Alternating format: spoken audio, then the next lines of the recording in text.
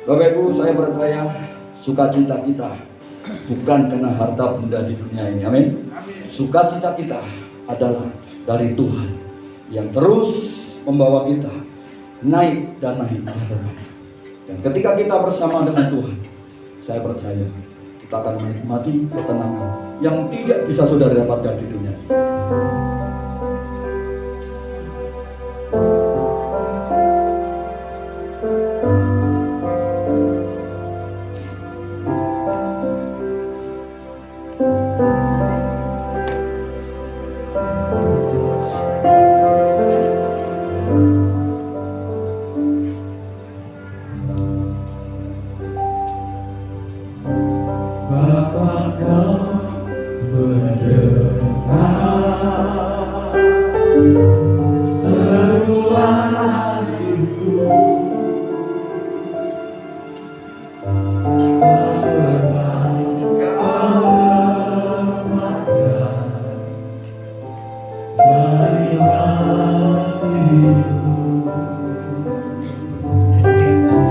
Lewat lembah gelap, Kau temani aku. Rohmu bekerja selalu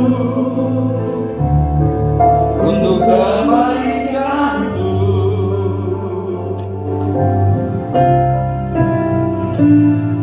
Mengalir kuasa dari tempat maha tinggi, Bapa kekal mulia, Kau hadir di sini, memulihkan hati, menyembuhkan yang terluka. Tuhan tenang bersamamu, Bapa. Sekali lagi dari atas kita katakan bersama, Bapa Engkau yang mendengar. Apakah mendengar seruan hatiku? Tak pernah Kau lepaskan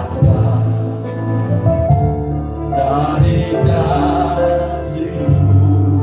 Lewat lembah gelap, lewat lembah gelap, Engkau yang temani setiap kami Tuhan. Aku, Rohmu bekerja, Rohmu bekerja selalu untuk kebaikanku.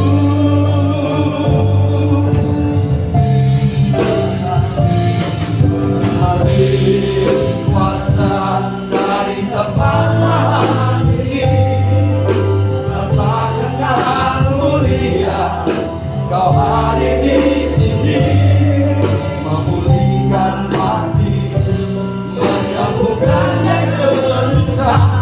Tuhan dengan bersamamu, Bapa. Mengalir kuasa dari tempat maha tinggi, Bapa kekal mulia, Kau hadir di sini, memulihkan hati, menyembuhkan yang terluka. Tuhan dengan bersamamu, Bapa. Ibu, kami bersyukur sebab Engkau bukan sekedar Tuhan bagi kami, namun Engkau menjadi Bapa bagi setiap pribadi lepas pribadi. Sungguh Tuhan, Engkau yang terus mengalirkan kuasa-Mu bagi setiap umat-Mu, jika kami menikmati ketenangan di dalam hidup.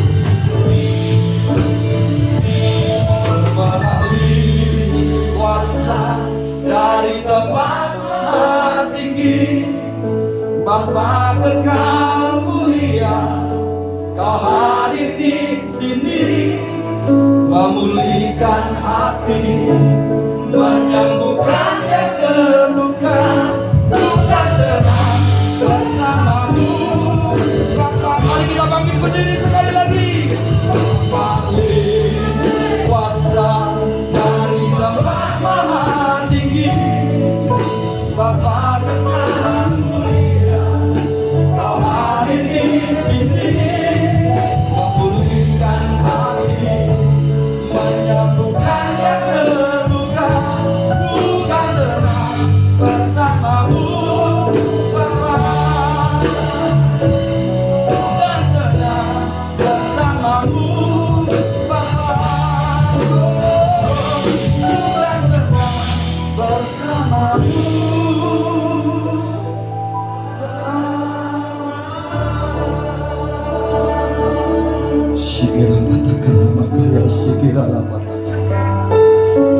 Thank you Jesus.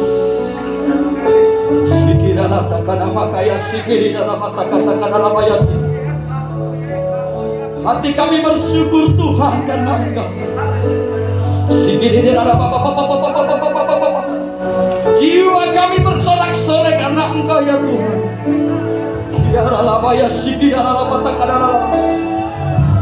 Haleluya.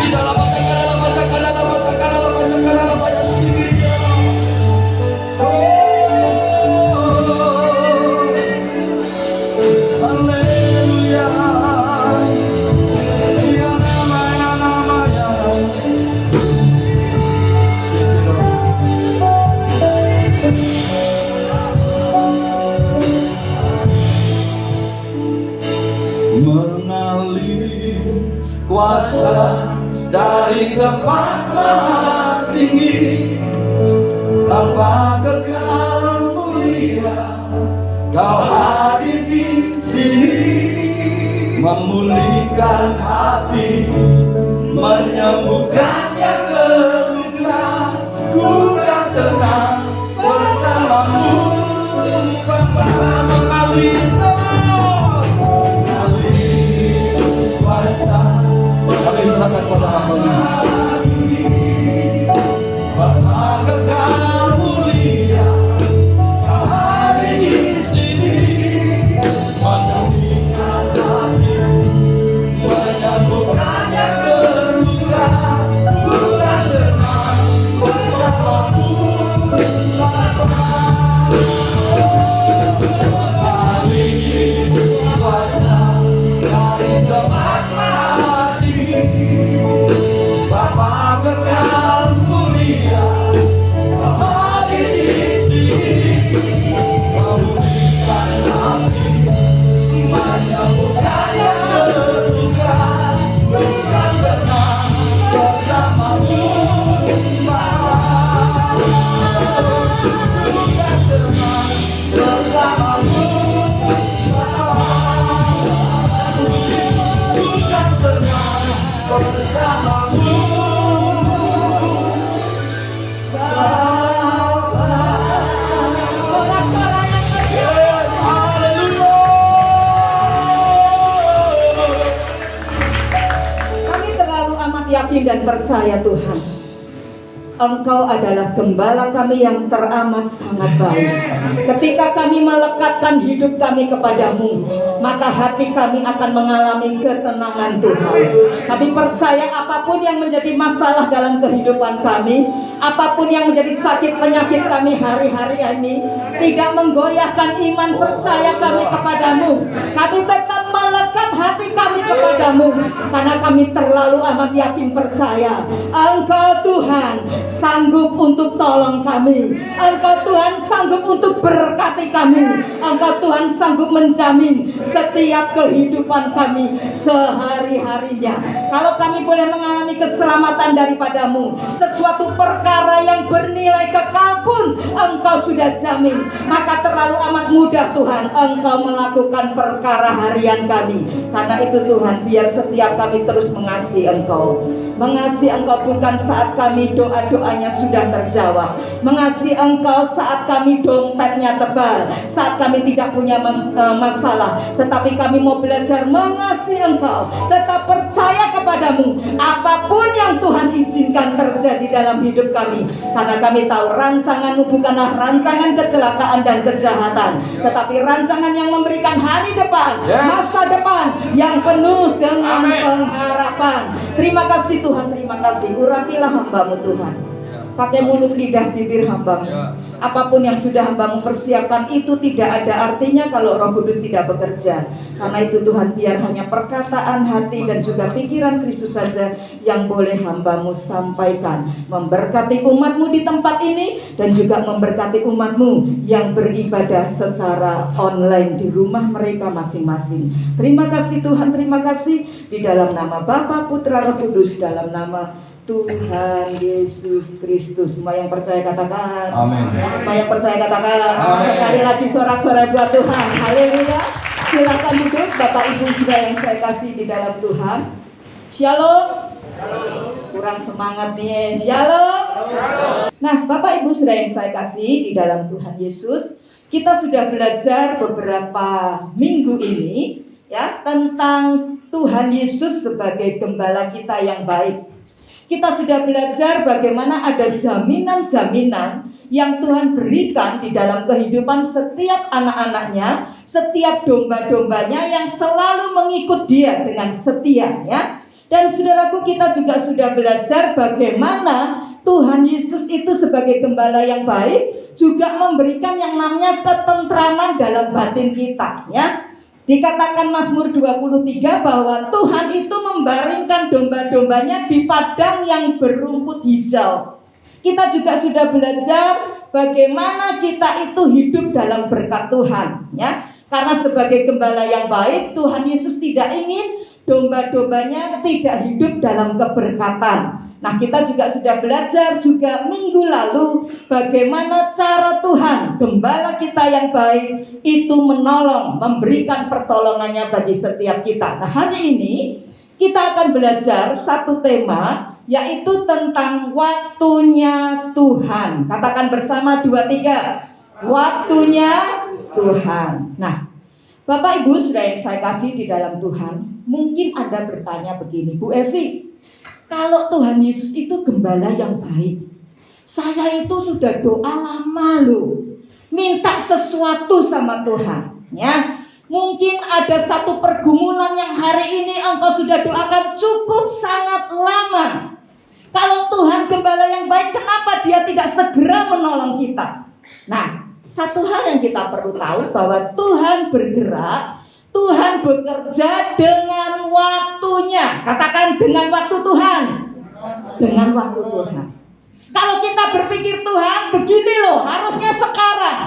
Tapi Tuhan punya planning, Tuhan punya rencana, Tuhan punya waktu.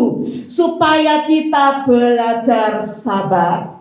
Supaya kita belajar tidak egois. Sedikit-sedikit kalau dikasih nanti kita jadi sombong, saudara.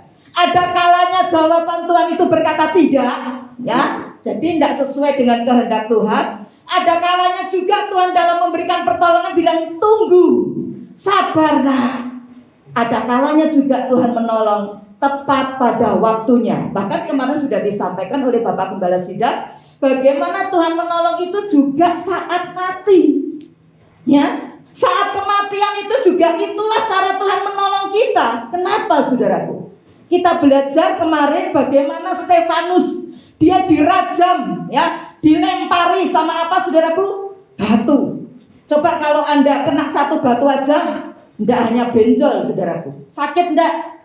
Sakitnya setengah mati, berdarah mungkin. Nah ini banyak orang lempari si Stefanus sama batu. Aneh bin ajaib ya. Cara Tuhan nolong seperti anestesi. You know anestesi? Dibius. Nggak terasa itu Stefanus, nggak teriak-teriak sakit, enggak. Alkitab kemarin mencatat bahwa Stefanus bisa berdoa, bahkan melihat langit apa saudaraku? Kebuka. Ada Yesus berdiri, nggak duduk loh, tapi berdiri. Sepertinya Yesus mau ngomong gini, Stefanus, engkau anak yang kukasihi. Aku tahu imanmu luar biasa. Saat mengalami seperti itu pun engkau tetap tidak mengutuk. Engkau tetap tidak mengeluh. Tapi justru mendoakan orang-orang yang sudah berbuat jahat. Pulang nak, ya. Dan seketika itu Stefanus mati. Matinya nggak kesakitan dia, tapi mati penuh kemuliaan Tuhan. Begitu dia tutup mata di bumi ini, dia buka mata, sudah ada bersama dengan Yesus di surga. Amin. Jadi seringkali dalam hidup ini mungkin doa kita tidak dijawab sama Tuhan. Tapi yakin satu saat, apapun jawaban Tuhan, itu adalah jawaban yang terbaik bagi setiap kita. Karena Yesus Tuhan kita adalah apa saudaraku? Gembala kita yang baik. Nah, kita coba buka ya untuk mendasarinya di dalam 2 Korintus 6 ayat 1 sampai dengan ayat 2. 2 Korintus pasal yang ke-6 ayat 1 dan ayat 2. Nanti saudara ya dengan Bapak Daniel Yakob membaca ayat pertama lebih dulu, dan ayat 2-nya nanti kita akan baca bersama-sama ya. 2 Korintus pasal yang ke-6 ayat 1 dan ayat yang kedua. Judul yang diberikan oleh Lembaga Alkitab Indonesia adalah Paulus dalam pelayanannya. Ya, saudara baca ya dengan Pak Daniel Yakob. 2, 3. Sebagai teman-teman sekerja, kami menasihatkan kamu supaya kamu jangan membuat jadi sia-sia kasih karunia Allah yang telah kamu terima. Ya, kita baca sama-sama ya. Ayat yang kedua. 2, 3. Sebab Allah berfirman, pada waktu aku berkenan, aku akan mendengarkan engkau, dan pada hari aku menyelamatkan, aku akan menolong engkau. Sesungguhnya waktu ini adalah waktu perkenanan itu. Sesungguhnya hari ini adalah hari penyelamatan itu. Katakan bersama. Amin. Coba bilang kanan kiri. Ini waktunya Tuhan berkenan atasmu. Coba bilang dengan kanan kirimu. Ini waktunya Tuhan berkenan atasmu. Dan dengar baik-baik. Seizin Tuhan, waktu Tuhan, hari ini saya percaya jawaban demi jawaban akan dinyatakan. Yang amin dapat, yang gak amin tunggu 2 tahun lagi. Amin saudaraku. Waktu apa saudaraku? Tuhan berkenan. Bicara tentang waktu saudaraku, saya mencatat manusia di atas muka bumi ini tidak pernah lepas dari yang namanya waktu. Dan umumnya waktu itu atau manusia menghargai yang namanya waktu itu sesuai dengan hidupnya. Bagi seekor serangga yang umurnya itu hanya beberapa minggu saja, maka 1 hari bagi serangga itu waktu itu sangat bernilai. Tapi bagi saya dan saudara yang bisa mencapai umur 70 sampai 80 tahun, bahkan ada yang bisa mencapai usia berapa? 100 tahun. Nah, 1 hari bagi kita itu nggak ada artinya saudaraku. Buktinya apa Bu Evi? Buktinya seringkali banyak orang itu buang waktu, nunda-nunda waktu, males-malesan. Betul apa betul?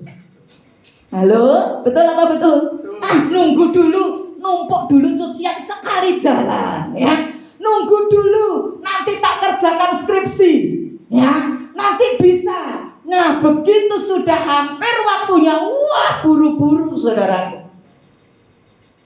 Coba kanan kirimu, itu bukan kamu. Itu bukan siapa saudaraku? Bukan jemaat GBI Baik Kudus. Amin. Nah, buat manusia 3-4 tahun buang waktu enggak masalah. Mahasiswa aja bisa sampai 4 tahun ya. Mungkin ada yang 5-7 tahun baru selesai saudaraku. Karena manusia itu saudaraku menghargai waktu sesuai dengan hidupnya dia yang cukup lama. Ada juga orang menghargai waktu sesuai dengan kegiatannya. Bagi orang yang kegiatannya itu tidak pasti, misal bagi orang yang baru kena PHK, pemutusan hubungan kerja, maka 1 hari itu rasanya cepat apa lama? Halo? Lama sekali. Tapi bagi orang yang banyak kegiatannya, 1 hari 24 jam tidak cukup. Kalau perlu 1 hari itu 100 jam. Ya, itu bagi orang yang penuh dengan kegiatan. Bagi orang yang menghargai waktu juga sesuai dengan suasana hati. Kalau lagi hatinya susah, lagi sakit, ya, lagi ada dalam penjara, misal kata ya, 1 hari itu rasanya seperti setahun. Tapi bagi orang yang hatinya sedang gembira, misal sedang jatuh cinta, wah, ya, itu rasanya hari cepat sekali.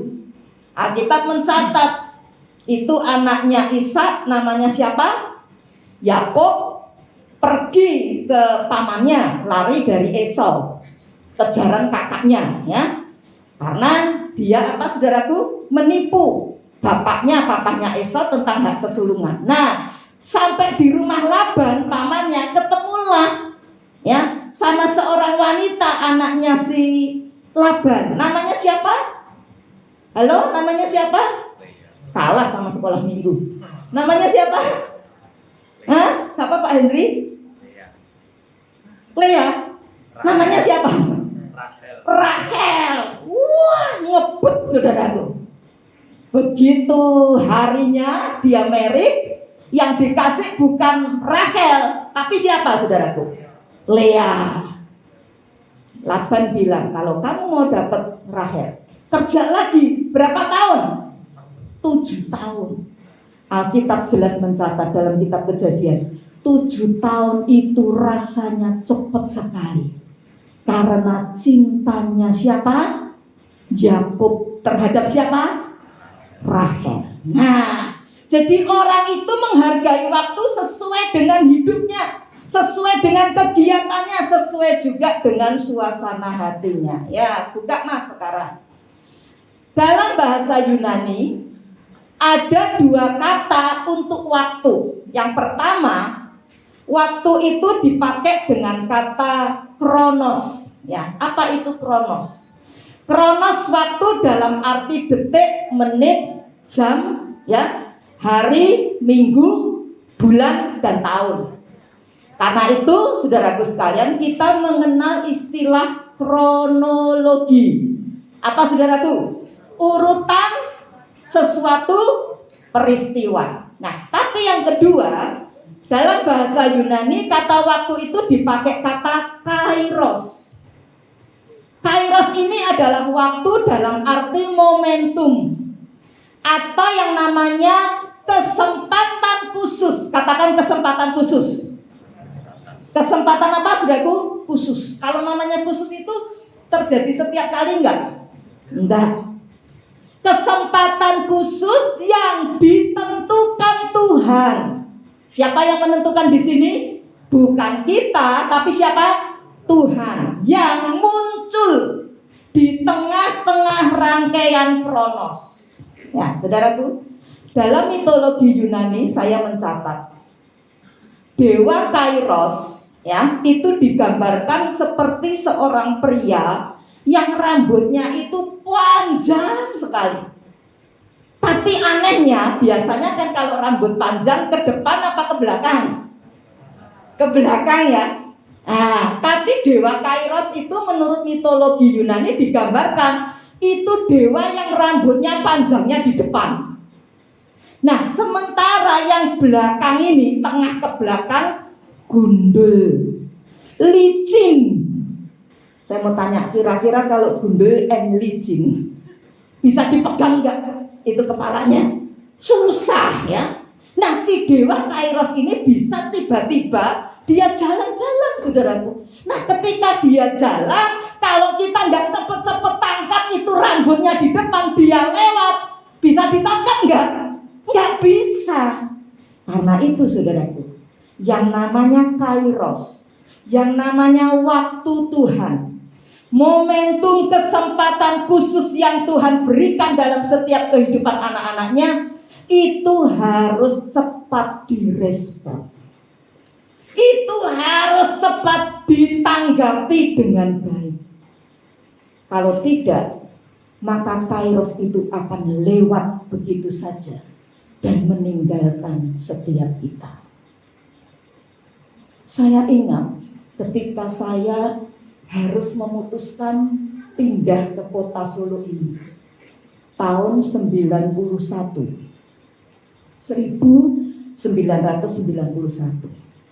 Saya sudah menjadi pengerja selama 4 tahun ya di satu gereja yang besar di kota Magelang itu.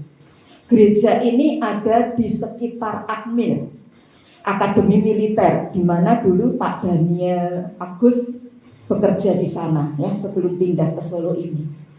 Nah, selama 4 tahun saya sudah melayani di sana dan bertemu dengan pacar saya yang sekarang menjadi suami saya, yang mantan pacar saya. Nah, ketika itu saudaraku, mama saya, keluarga saya harus pindah ke Solo. Karena apa? Mama saya waktu itu dalam kondisi sakit gula sudah 16 tahun. Dan mama saya itu mesti berobat karena matanya sudah mulai nggak bisa lihat. Jalan aja sudah mulai diseret-seret. Kalau dia pakai sepatu atau sendal bisa tiba-tiba lepas. Kalau dia kemudian nginjek pines atau nginjek apa nggak kerasa, saudara. Nah, kemudian ya dia diobatkan ya oleh paman saya yang cukup berhasil di Solo waktu itu ya. Nah, dia jemaat juga di tempat ini. Dia diterapi di kepala, dipijat sama di kaki. 2 tempat di Solo ini. Dan papa saya dengan adik-adik saya setelah lulus ya, mereka sekolah SMA, STM, mereka kerja di Solo. Jadi saya ini harus memutuskan, kamu sendirian mau di Magelang atau kamu ikut kita semua ke Solo. Waktu itu saudaraku sekalian, saya berpikir lebih baik saya tinggal di Magelang. Karena saya melayani di sana dan saya cinta pelayanan. Nggak apa-apa, Solo Magelang kan saya bisa sesekali tengok mereka. Tetapi waktu Tuhan bicara lain, saudaraku. Sampai akhirnya saya oleh paman saya ditawari, gimana kalau kamu kerja saja di Solo? Wah, saya bingung, saudaraku.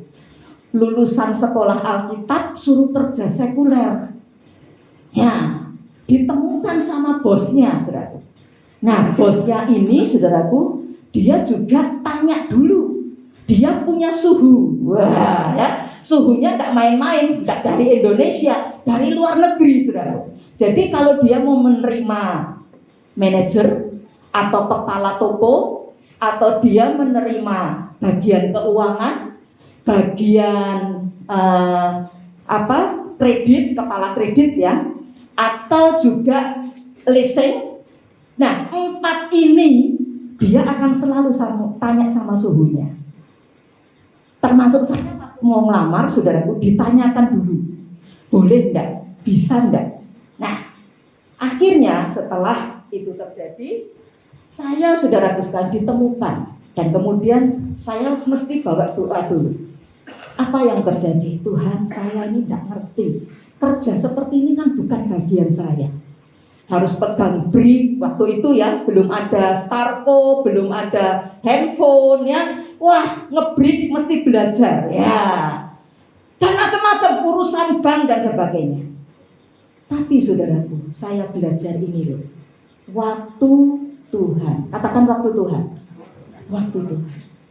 Saya bilang gini, Tuhan, kalau ini waktumu, hamba tidak ngerti nanti akan terjadi apa. Tapi saya ini mau belajar melayani Tuhan, kok saya malah terdampar di dunia sekuler, bukan dalam dunia rohani. Tapi saya percaya kalau ini waktumu, Tuhan akan bekerja dengan caramu. Dan betul saudaraku, selama 16 tahun saya itu bekerja. Dan saudaraku, itu waktu Tuhan. Kenapa? Ketika kita merintis pelayanan di tempat ini tahun 1992, jadi setahun setelah saya kemudian pindah Solo dan bekerja, mantan pacar saya ini nyusul ke Solo. Nggak punya apa-apa saudaraku, hanya punyanya 1 koper pakaian yang masih belum kering. Begitu dibuka, aduh saudaraku, itu pakaian basah, maaf kata belakangnya ini jamur saudaraku ya. Lumayan kalau kopernya koper bagus, ini koper wasiat. Tinggalan opanya di Nederland. Itu koper dari kulit besar sekali, warnanya coklat ya. Itu hanya modalnya dia dan Tuhan Yesus. Dan saat saya bekerja itulah 16 tahun, Tuhan nyatakan pemeliharaan Tuhan atas gereja Tuhan di tempat ini sampai bisa berdiri hingga sekarang. Amin, saudara. Itu karena apa, saudaraku? Waktu Tuhan.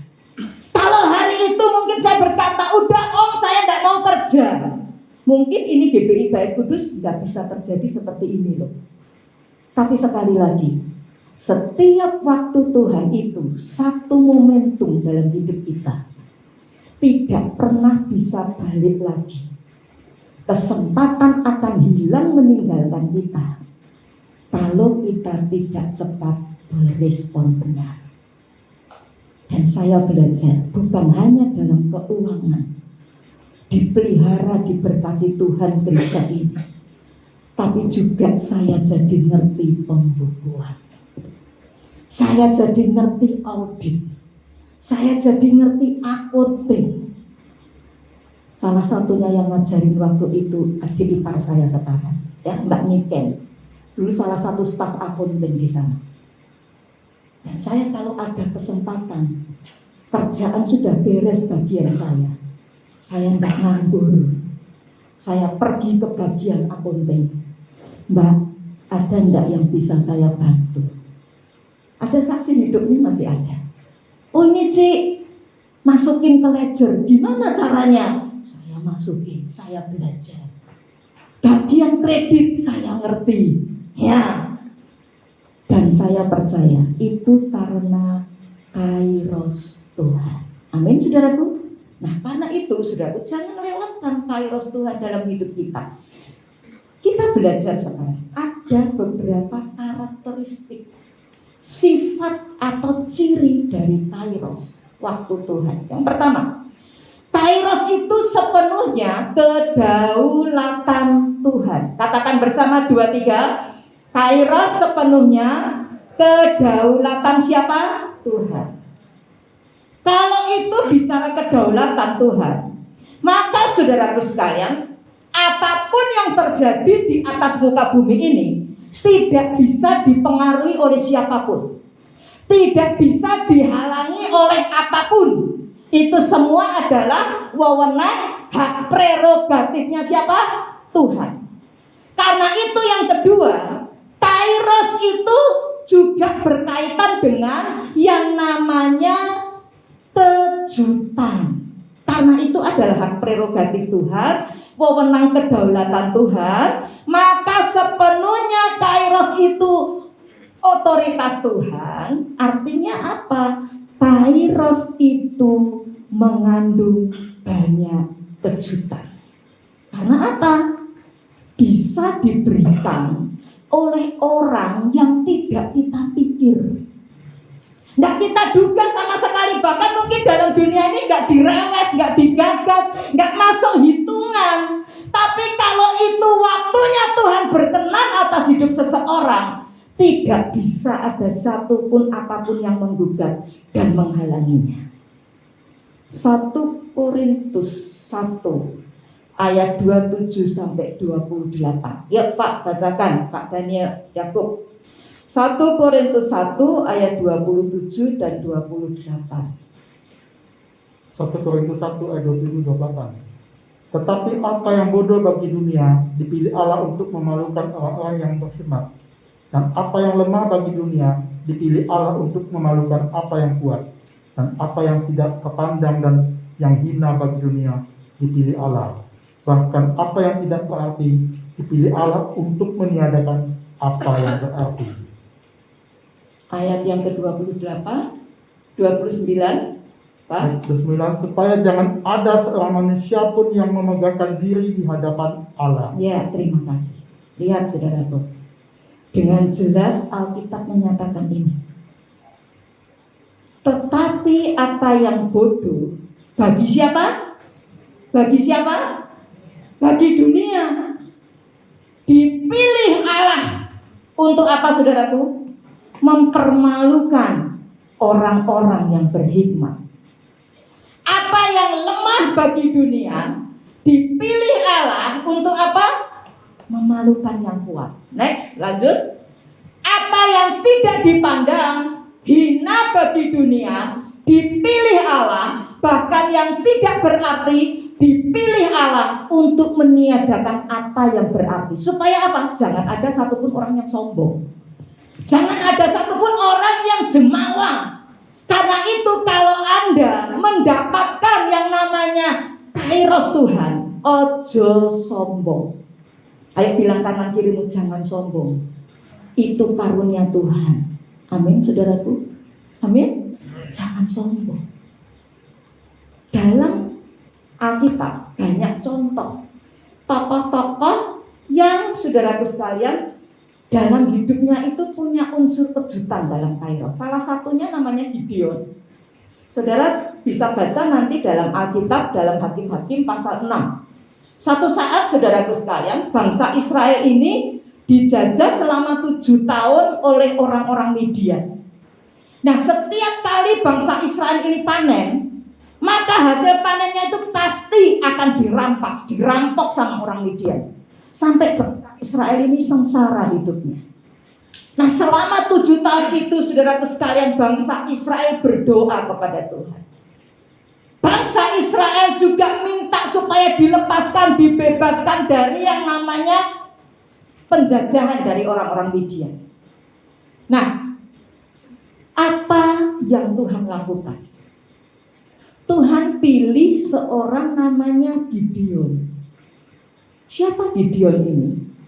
Kalau Anda baca dalam Hakim-Hakim pasal yang ke-6, Gideon ini bukan dari suku terkemuka orang Israel. Dia dari suku Manase. Ya, dan dia berkata, aku ini masih muda. Pasal yang ke-6 ayat 12 dari Hakim-Hakim pasal yang ke-6. Dia bilang, aku ini kan orang masih muda Tuhan. Kenapa Tuhan pilih saya untuk memimpin orang-orang Israel melepaskan diri dari orang Midian? Dan dia berkata, aku ini bukan dari orang terkenal, sukuku suku terkecil dari orang Israel. Tapi lihat, perhatikan ayat yang ke-12 ya. Coba Mas bukakan Hakim-Hakim 6 ayat 12. Apa yang Tuhan pandang dalam diri Gideon? Malaikat Tuhan menampakkan diri kepadanya dan berfirman kepada Gideon. Apa firman-Nya? Tuhan menyertai engkau. Dia memanggil Gideon, sorga memanggil Gideon, sebutannya sebagai apa? Pahlawan yang gagah perkasa.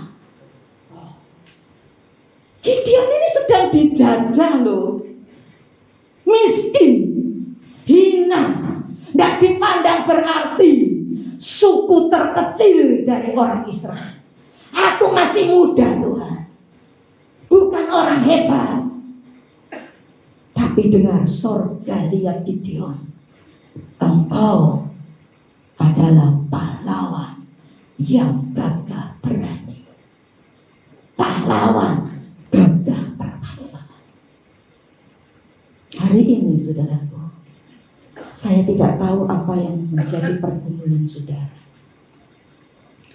Tapi kalau sudah kairos Tuhan, mau orang jegal saudara, mau orang halangi saudara, tidak ada satu kuasa pun yang bisa membuat saudara tidak mendapatkan apa yang Tuhan akan lakukan dalam hidup. Amin, saudaraku. Karena itu belajar terus mendekat sama Tuhan. Yang ketiga, ciri karakteristik daripada kairos berkaitan erat dengan yang namanya tabur dan tuai. Ya. Tabur tuai ini bukan karma. Sering kan kita mendengar kata karma, hukum karma ya. Dalam Kristen tidak mengenal hukum karma.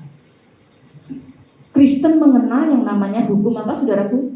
Tabur tuai. Kenapa? Karena karma itu adalah satu hukuman. Ya, kalau kamu di dunia ini jahat hidupnya, ya, maka Tuhan akan menghukum kamu.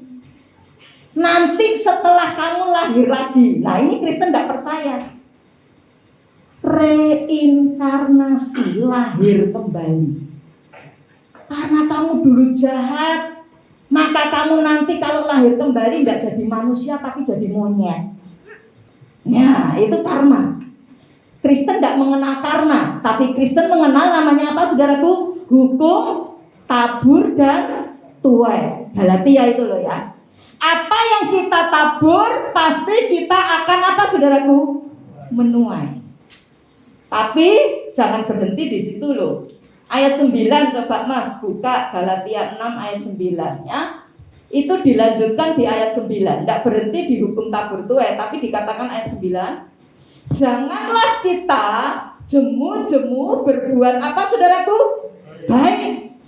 Karena apabila sudah datang waktunya, kita akan apa? Menuai jika kita tidak menjadi lemah. Nah, dalam bahasa Yunani untuk kata apabila sudah datang waktunya dipakai istilah kairos. Dengan kata lain, kairos ini ada kaitannya dengan hukum tabur dan tuai. Ingat, apa yang kita tabur, pasti kita akan tuai. Tapi jangan lupa loh, hukum tabur tuai itu ada yang namanya waktu. Betul? Kita nabur sekarang, belum tentu kita tuai sekarang. Tergantung apa yang kita tuai, berharga atau tidak nilainya. Misal saya kasih contoh, kalau saudara mau cepat menuai, tabur aja itu kacang hijau.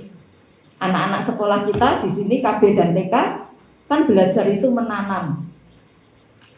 Kita tanam kacang hijau, cepat enggak saudaraku? 5 hari itu sudah mulai bertunas. Hasilnya panennya apa? Tauge, kecambah. Saya mau tanya, kecambah harganya mahal apa murah? Hah? Di pasar mahal apa murah? Murah ya. Kita hari ini masak soto ya. Nanti saudara yang mau silahkan ke depan ya. Ada soto. Nah, ambil secukupnya ya. Jangan Anda ambil banyak, nggak dimakan, dibuang. Wah, saya akan marah karena itu berkat Tuhan ya. Tetapi mau ambil banyak nggak masalah, asal dihabiskan. Nah, kita beli tauge itu di pasar kemarin saya belanja paling tauge 3.000, 4.000 itu udah dapat tauge bagus ya, bukan yang panjang-panjang, yang pendek-pendek untuk soto. Harganya murah sekali. Tapi kalau saudara mau nilainya lebih tinggi, dapatnya hasilnya yang kita tuai, ya jangan tanam kacang hijau. Tanamlah misal kata padi. Padi kan nanti 3 bulan bisa kita panen gabahnya, terus kita giling jadi beras kan. Nilai berasnya lebih besar, lebih berarti daripada nilai tauge atau kecambah. Kalau pengen lebih lagi hasilnya, maka kita jangan tanam kacang hijau, jangan tanam padi, tanam durian. Ya, tanam apa lagi? Pohon jati, pohon cendana. Tapi jangan lupa, kalau mau dapat hasil durian atau pohon cendana atau pohon jati, nunggunya enggak cukup 5 hari. Nunggunya enggak cukup 3 bulan. Nunggunya bisa bertahun-tahun, beberapa belas tahun juga bisa. Tergantung apa yang akan kita tuai. Nah, hari ini dalam hidup saudara mungkin ada pergumulan yang belum ada hasilnya, belum ada jawaban dari Tuhan.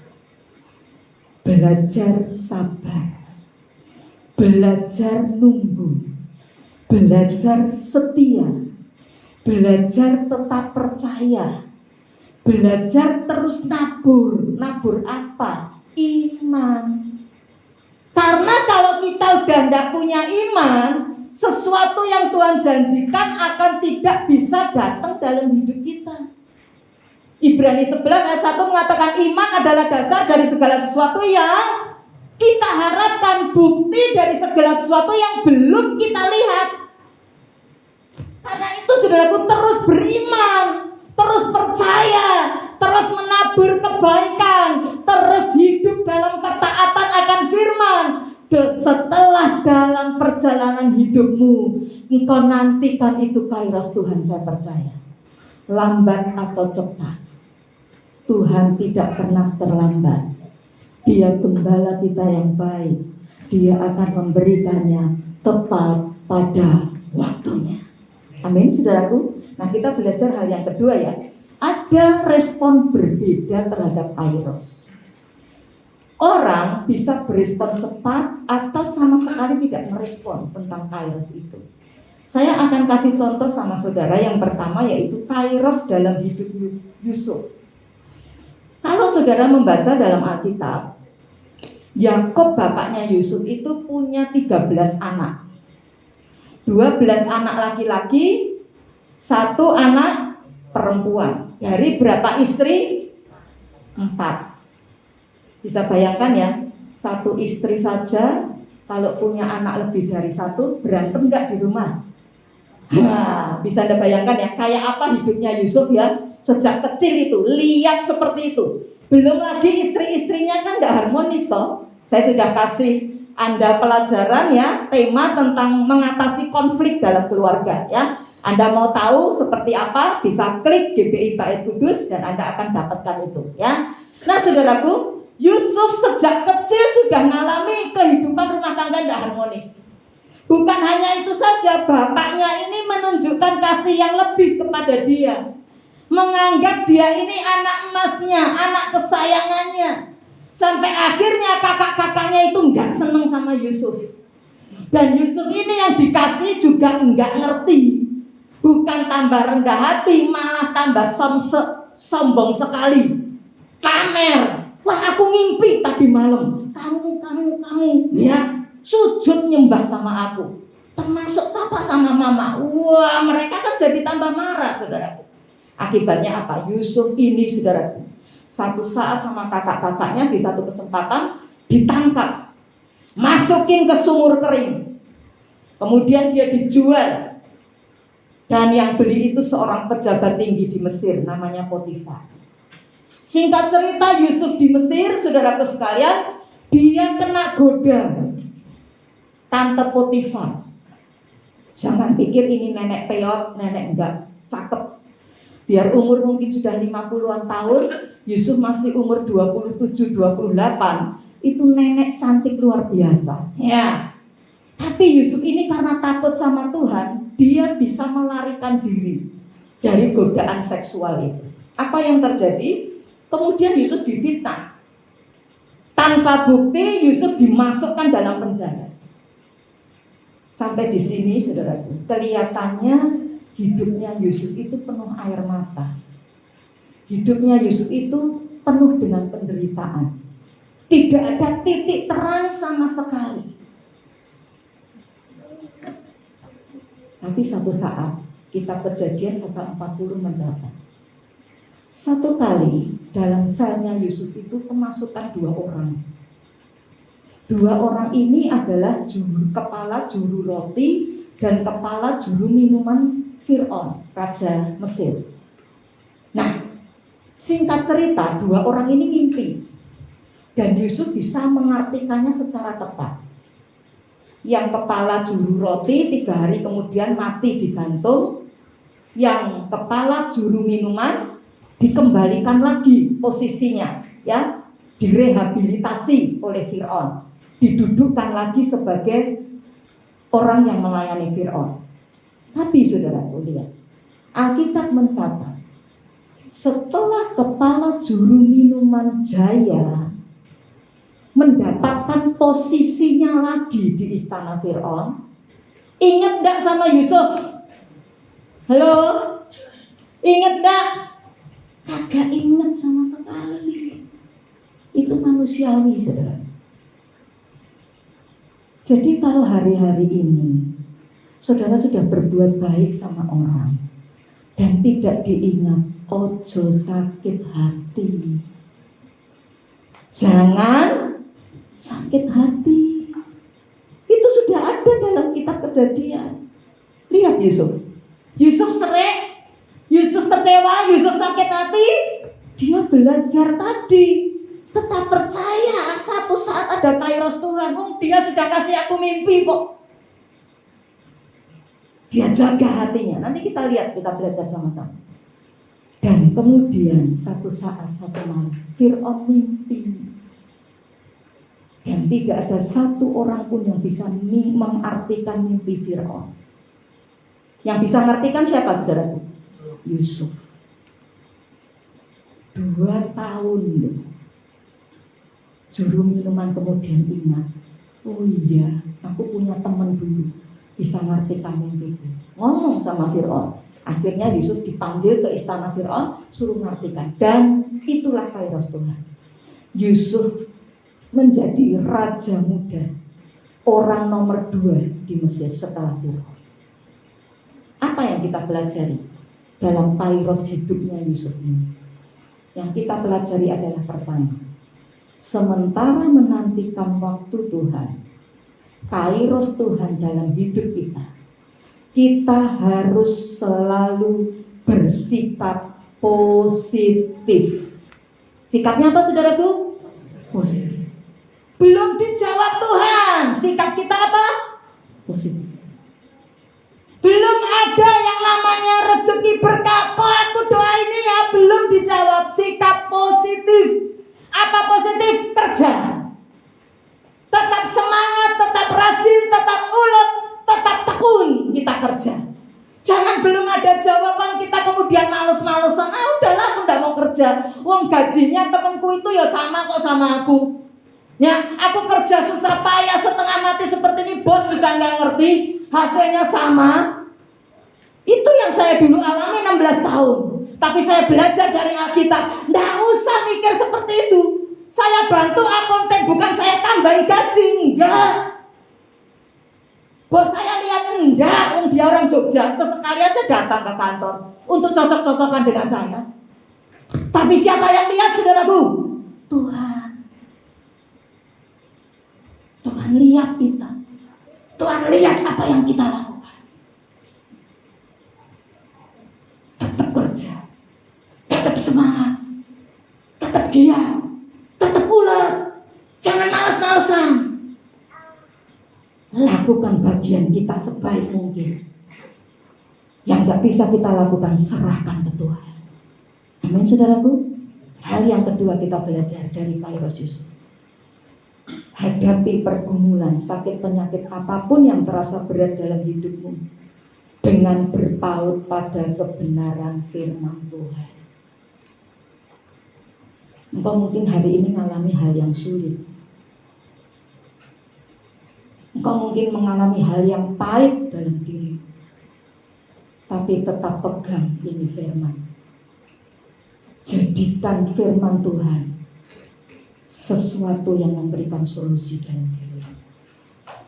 Karena itu jangan pernah tidak baca Alkitab setiap hari. Mau satu pasal, mau satu ayat, terserah sudah. Tapi jangan lepas dari firman. Manusia hidup bukan dari roti saja, tapi dari setiap firman yang apa, saudaraku? Keluar dari mulutnya Allah. Nah, kalau saudara hariannya tidak pernah baca firman, saudara hariannya di depan YouTube, saudaraku, tidak heran kalau dalam menghadapi masalah saudara gampang nyerah. Tapi kalau saudara setiap hari baca firman, matamu mungkin masih lihat masalah, badanmu mungkin masih sakit, tapi firman itu akan bekerja tepat pada waktunya dan kasih kekuatan sama saudara terus maju buat Tuhan. Saudara kan lihat toh hidup kami.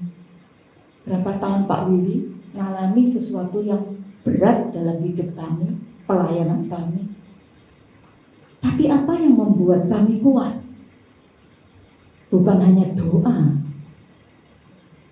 bukan hanya upaya, tapi firman. Yohanes 1 ayat 1 mengatakan, pada mulanya adalah firman. Firman itu bersama-sama dengan Allah. Dan firman itu adalah pribadi siapa? Allah sendiri. Saya tidak ketemu apa rencana Tuhan waktu itu.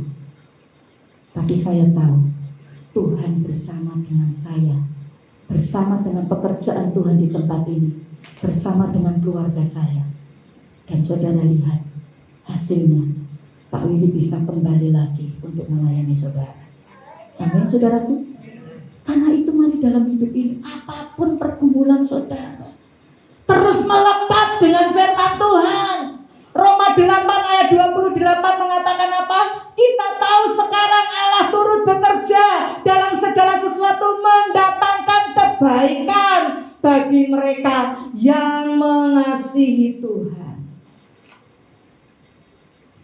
Saudara tahu satu hewan, satu makhluk di laut ya, namanya tiram atau kerang. Tiram atau kerang ini, saudaraku, dia itu punya gerak yang lambat. Refleksnya itu lambat, tidak cepat. Nah kalau tiram atau kerang itu, saudaraku, dia lagi buka cangkangnya atau kulit luarnya ya. Kemudian di laut itu, saudaraku, ada pasir ya, karena gerakan air dan sebagainya ya. Masuklah itu pasir ke tiram atau kerang tadi. Sakit enggak buat tiramnya? Kerangnya sakit enggak? Sakit. Kayak kita ya, kalau kena kelilipan mata aja, wah sakit, kucek-kucek gitu, wah tambah sakit. Ya, si kerang atau tiram ini juga seperti itu. Tapi tiram atau kerang ini punya cairan khusus, saudara. Tambah dia sakit, tambah dia mengeluarkan itu cairan, tambah itu mengkristal, gumpal. Sampai akhirnya orang menemukan dalam tiram atau kerang itu apa, saudaraku? Halo, apa? Mutiara. Mahal enggak harganya? Mahal. Saya pernah dapat itu, sampai sekarang saya masih simpan kalung mutiara, dikasih sama teman pelayanan. Ya, temennya itu lagi pergi ke Lombok, kemudian dia titip, aku titip 2 kalung. Yang satu buat Bu Evi, yang satu buat saya. Yang saya dikasih yang warnanya putih, yang dia dapat warnanya oranye muda. Itu harganya mahal, saudara. Kualitas juga mempengaruhi harga tiram itu. Bisa sampai jutaan, saudara. Nah, apa sih mutiara itu? Mutiara itu adalah tetesan air mata dari seekor tiram. Kalau hari ini mungkin engkau sedang meneteskan air mata karena pergumulan, karena sakit penyakit, karena apapun dalam hidup. Dengar baik-baik. Ada sesuatu yang sedang menanti kita di depan. Nilainya berharga. Amin, saudara. Mungkin tidak secara ekonomi, tapi karakter manusia batin. Ini lebih dari ekonomi, lebih dari uang, lebih dari perhiasan, lebih dari emas, apapun. Karena nanti semua yang kita bawa itu tidak ada loh. Saya pernah ngomong, bahkan satu batu bata saja di rumah kita tidak bisa kita bawa. Kalau kita tinggalkan dunia ini, yang kita bawa ke surga adalah karakter kita.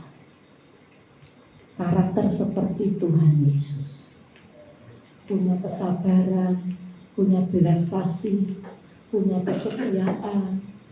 Galatia itu loh, pasal yang kelima, 9 buah roh. Itu yang kita bawa, saudara.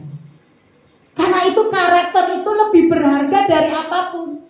Jadi kalau Anda sedang dirancangkan sama orang, dijahatin sama orang, ditipu sama orang, belajar terus punya karakter seperti Tuhan Yesus. Mungkin engkau ditipu sama uang, lo dibawa lari. Tapi sampai hari ini Jehovah Jireh pelihara saudara. Amin, saudaraku. Tuhan bisa ganti apa yang Tuhan sudah izinkan lolos dalam hidup kita. Bukan Tuhan jahat, dia sedang menantikan tetesan air mata. Sakit dagingmu, rasanya disayat-sayat, remuk, egomu mungkin dijatuhin. Tapi ketika kita belajar tetap setia, berharap mengandalkan Tuhan, menjadi satu bejana yang indah di mata Tuhan. Amin. Seperti Stefanus ketika pulang, Tuhan sudah menunggu kita. Dengan standing ovation dia berdiri karena dia puas dengan hidup kita. Satu hari kemarin ada satu kesempatan saya naik motor sama suami saya. Dan saudaraku sekalian, kemarin juga saya cukup kaget ya ketika saya ditunjukin Pak Willy handphonenya, karena beberapa hari ini saya nggak sempet baca handphone yang lihat di WA atau apa. Ya, teman pelayanan saya yang beberapa kali mengundang saya pelayanan dan sering kali saya menolak karena benturan dengan pelayanan, nggak bisa melayani dia meninggal dunia dan minggu ini nanti jam 11 dimakamkan. Dan saya tanya waktu itu sama Mbak Nita, ya karena Mbak Nita di handphonenya ada statusnya itu, ya Nit, Nit ini sakit apa? Cancer. Kaget saya karena selama itu dia badannya sehat aja, dia umurnya setahun di bawah saya saudaraku, dan dia belum menikah. Nah, dari mulai dia sebagai wakil gembala ya sampai dia kemudian menjadi gembala ya, saya mengenal dia ya. Dan saudaraku, saya sempat ngomong sama suami saya ketika jalan naik motor ya atau bersama dengan suami saya. Satu hal yang kita perlu belajar ingat. Ketika kita dikuburkan, dimakamkan, itu ada dua orang. Dua tipe. Satu tipe, satu golongan. Dia akan bilang, orang yang pantas, senang dia ketika kita dikubur. Tapi ada golongan orang yang malah nangis ketika kita dikubur. Orang ini loh baik sama aku. Aku dulu tuh mau bunuh diri loh, tapi orang ini kasih aku semangat. Saya bilang sama suami saya, Pak, kita harus berjuang masuk golongan orang-orang yang ditangisi bukan karena kita meninggal. Karena orang meninggal itu gak senang ketemu Tuhan kalau kita percaya Tuhan Yesus ya, hidupnya sesuai firman. Tapi orang-orang menangis karena apa yang sudah kita buat yang baik dalam hidupnya. Bukan masalah duit loh, tapi perhatian kita, doa-doa kita, dan lain sebagainya. Karena itu dalam hidup ini saudara, belajar. Masalah apapun Tuhan izinkan itu baik untuk karakterku dibentuk seperti Tuhan Yesus. Yang ketiga terakhir, Yusuf ini tetap jaga hati. Jaga apa saudaraku? Jaga hati. Hatinya positif. Buktinya apa? Ketika Yusuf nikah sama Asnat, anak imam atau pendeta di On ya, anak imam Potifera, Yusuf ini punya dua anak. Yang satu dikasih nama Manase, yang satu namanya Efraim. Saya mau tanya, Manase dulu yang lahir, baru Efraim, atau Efraim dulu baru Manase? Halo? Yang mana dulu? Manase dulu, baru Efraim. Apa arti Manase? Manase artinya, Tuhan telah membuat aku lupa terhadap segala kepahitan dalam hidupku. Yang di belakang ini aku udah lupa siapa yang bikin Tuhan. Dan yang namanya tadi siapa? Yang kedua, Efraim. Artinya apa? Berbuah lebat.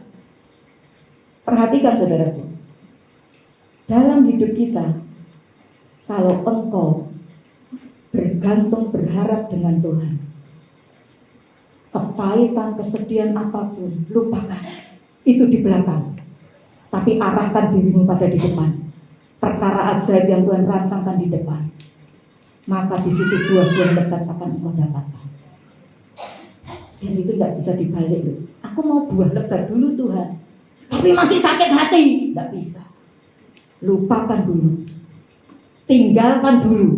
yang pahit, masa lalumu buruk. Karena di depan ada buah yang lebat dalam hidup. Jangan seperti Yerusalem. Kota Yerusalem ketika ada Kairos Tuhan, Tuhan hadir di Yerusalem. Tuhan menunjukkan diri, ini loh, aku ini Sang Mesias yang akan menyelamatkan engkau. Orang-orang Yahudi di Yerusalem lakukan apa? Tidak mau respon. Bahkan dia berkata apa? Barnabas lepaskan, Yesus saja yang disalib. Dan Yesus nangis, saudaraku, untuk Yerusalem. Ayat terakhir yuk kita baca ya. Lukas pasal yang ke-19 ya. Lukas 19 ayat yang ke-44 ya. Bisa tampilkan Mas? Lukas 19 ayat yang ke-44 ya. Dan mereka akan membinasakan engkau beserta dengan pendudukmu, dan pada tembokmu mereka tidak akan membiarkan satu bata pun tinggal terletak di atas batu yang lain, karena engkau tidak mengetahui saat bila mana Allah melawat engkau. Dalam terjemahan bahasa aslinya ditulis demikian ya. Bila mana Allah melawat engkau itu ditulisnya begini, Kairontes episkopesou. Artinya di situ ada kata kairon, kairos. Dan episkopes atau episkopos artinya kairos. Waktu Tuhan bagi kota Yerusalem itu saat ketika Yesus ada di sana. Tapi penduduk Yerusalem menolak, memberikan respon positif, tidak mau. Akibatnya apa? Kehancuran, penderitaan yang sangat mengerikan. Yesus sudah ngerti sebelum terjadi di depan. Yesus ngerti, dan karena itu Yesus menangis. Kalau Anda nanti baca mulai dari 41 sampai 44 ya, Yesus nangis di kota Yerusalem. Karena Yerusalem menolak kairos Tuhan, menolak waktu Tuhan, menolak penyelamatan dari Tuhan, malah menyalibkan Yesus.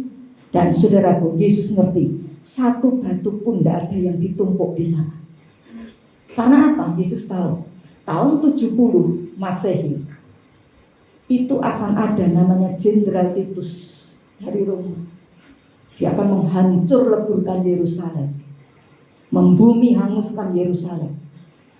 Dan itu tergenapi. Tidak ada satu bata pun, ayat 44, yang ditumpuk di situ. Karena apa? Yerusalem orang-orangnya degil, keras hatinya. Mari kita belajar miliki respon seperti Yusuf ketika kairos Tuhan hadir dalam hidup kita. Amin. Sebelum hadir pun kairos, tetap belajar, bekerja, giat, tekun, ulet, melekat dengan Tuhan. Terus baca firman, terus lakukan taat sama firman. Jaga hati kita. Dan saya percaya kairos Tuhan akan datang dalam hidup kita. Amin. Tuhan Yesus memberkati ya. Bisa tayangkan kesimpulannya Mas? Kita baca sama-sama ya. 2, 3. Jangan kehilangan momentum kairos. Belajarlah dari siapa? Yusuf. Menantikan waktu Tuhan dengan apa? Yang pertama, rajin dan tekun melakukan yang terbaik. Yang kedua apa? Berpaut hati kita kepada firman. Yang ketiga apa? Jaga hati kita. Amin. Tuhan Yesus memberkati ya. Terima kasih Tuhan, hamba-Mu sudah selesai menyampaikan isi hati-Mu. Kiranya Tuhan memberikan kepada setiap kami, memeteraikan setiap firman itu dalam setiap umat-Mu Tuhan, sehingga kami menjadi pelaku-pelaku kebenaran firman, dan kami hidup di dalam perlindungan, penyertaan, dan berkat-berkat Tuhan. Karena kami tahu ada kairos Tuhan, ada waktu Tuhan yang Tuhan akan anugerahkan dalam kehidupan setiap kami. Terima kasih Tuhan, terima kasih. Mari mata kita tertuju kepada Tuhan. Kita hari ini seperti hanya ada sampai hari ini. Itu semua karena kami percaya anugerah Tuhan yang luar biasa bagi kita. Bukan sesuatu kebetulan dalam hidup ini. Saya percaya setiap kita ada waktu kairos Tuhan, waktu Tuhan untuk menyembuhkan, waktu Tuhan untuk memulihkan, waktu Tuhan untuk memberkati hidup. tetap percaya, tetap sabar, tetap meminta, tetap memohon kepada Tuhan, tetap menyembah Tuhan. Hanya Yesus satu-satunya yang kita sembah, kita puji namanya.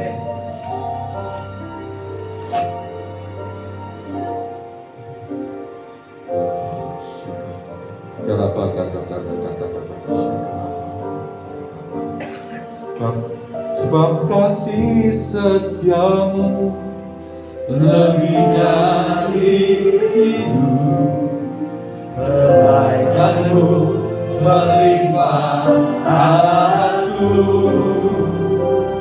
jiwaku melekat kepadamu Tuhan, betapa ku merindukanmu. Wanita saja naik ke pujian, sebab kasih setiamu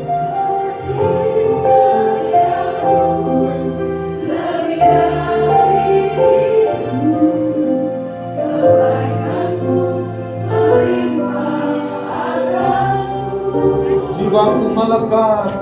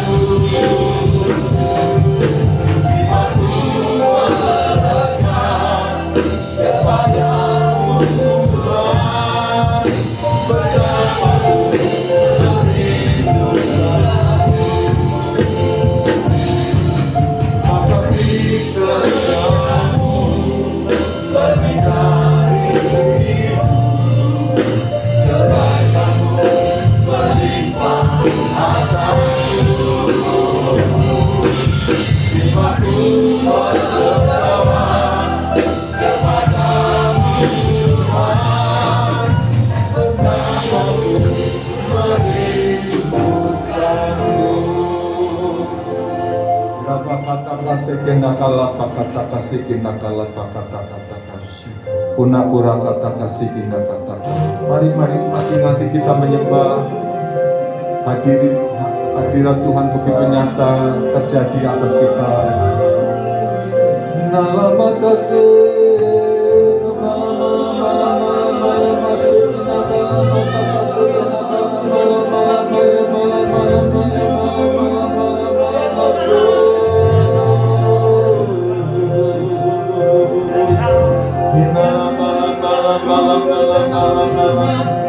nikmati hadiratnya, nikmati kuasanya, nikmati berkat-berkatnya Tuhan curahkan bagi kita.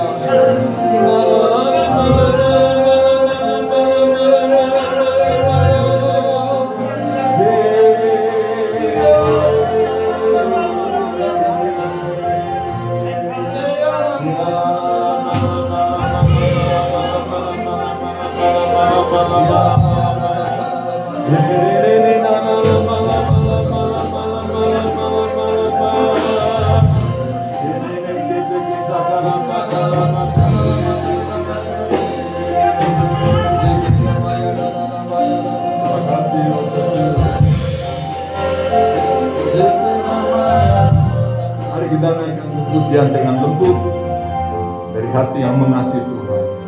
Sebab kasih setiamu lebih dari hidup, kebaikanmu melimpah atasku, jiwaku melekat kepadamu Tuhan, betapa merindukanmu. Sebelah barat saya ingin naik ke pujian. Sebab kasih setia. Sebelah barat katakan.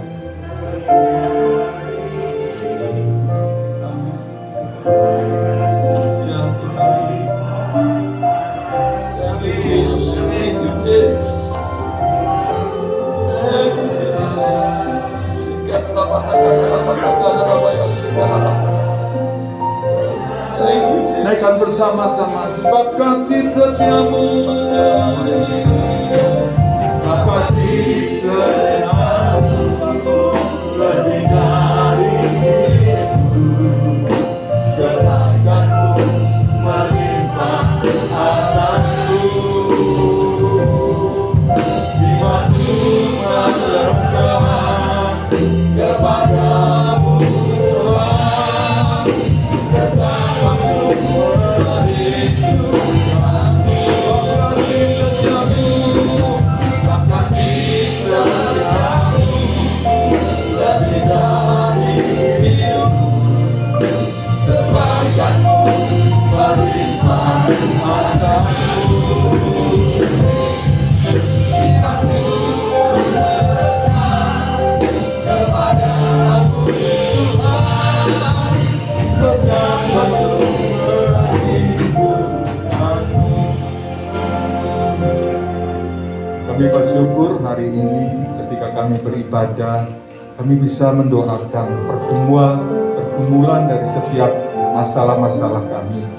Kami mencari Tuhan, mencari Engkau, mencari wajah-Mu Tuhan, senantiasa dalam segala pergumulan kami. Kami percaya oleh karena kasih dan anugerah-Mu, Engkau bekerja, Engkau setiap saat memberkati hidup kami. Dan kami percaya waktu-Mu adalah waktu yang tepat pada waktu mati. Tidak terlalu terlambat dan tidak terlalu cepat. Tepat pada waktu-Mu Tuhan. Kairos-Mu terjadi bagi setiap umat-Mu Tuhan. Diberkati para jompo, janda-janda yang terus berharap kepada Engkau. Diberkati hamba-hamba-Mu yang senantiasa menaruh harapannya kepada Engkau Tuhan. Diberkati umat-Mu yang hari ini meninggalkan ibadah karena pekerjaan, diberkati mereka. Umat-Mu yang karena mereka, Tuhan, karena ada sesuatu hal, mereka meninggalkan ibadah, tetap diberkati Tuhan. Dianugerahkan kasih karunia anugerah terlimpah buat mereka Tuhan. Di dalam nama Tuhan Yesus, kami mengucap syukur untuk segala pergumulan yang sudah kami percaya ada jawaban dari Tuhan. Kami yakin dan percaya ada jawaban dari Engkau. Di dalam nama Tuhan Yesus Kristus, Tuhan dan Juru Selamat kami ucap syukur. Kita yang percaya bersama katakan amin. Beri kemuliaan bagi Tuhan. Tuhan yang mari kita bangkit berdiri, berikan salam kepada satu yang lain. Ya.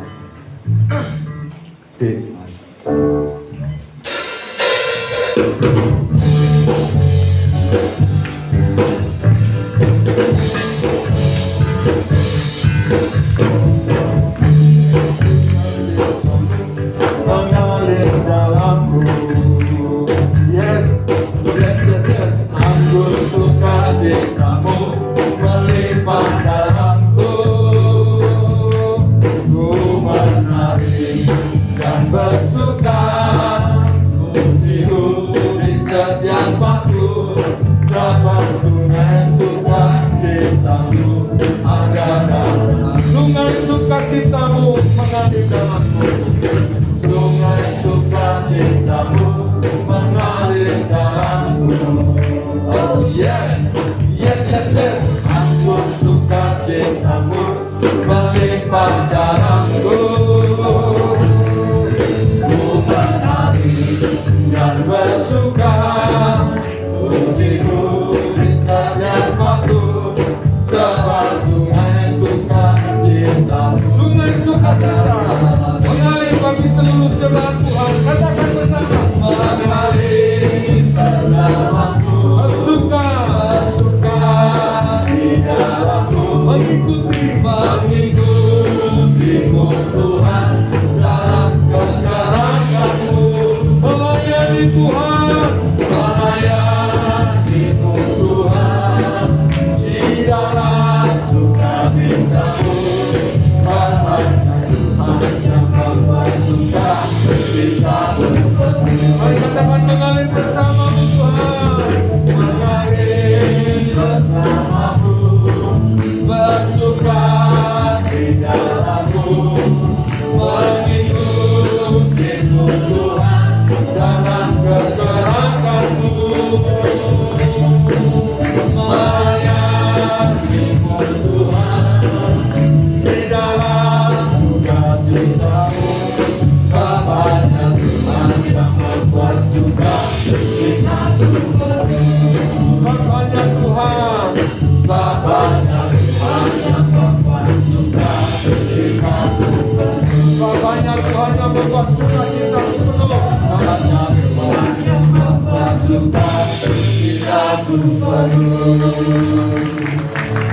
Pulang dengan sukacita, pulang dengan sukacita. Amin. Ada kekuatan, ada anugerah. Percayalah, Tuhan pasti menolong engkau. Tuhan pasti memberkati engkau. Mari kita bersyukur kepada Tuhan. Terima kasih umatmu telah beribadah, bersyukur, bersukacita kepada engkau. Dan saat ini, saat umatmu akan kembali ke kehidupan mereka, kehidupan yang nyata, dalam keadaan yang serba sulit ini Tuhan. Tapi kami percaya pertolonganmu, anugerahmu nyata juga terjadi bagi umatmu Tuhan. Angkat tanganmu, undurlah dari tempat ini dengan membawa berkat, damai sejahtera, sukacita dalam Tuhan. Tuhan memberkati, melindungi, menjaga, menyertai engkau senantiasa dalam berkat anugerah Allah Bapa, Putra dan Roh Kudus, yaitu dalam nama Tuhan Yesus Kristus. Amin. Katakan bersukacita, syukur, terima kasih Tuhan.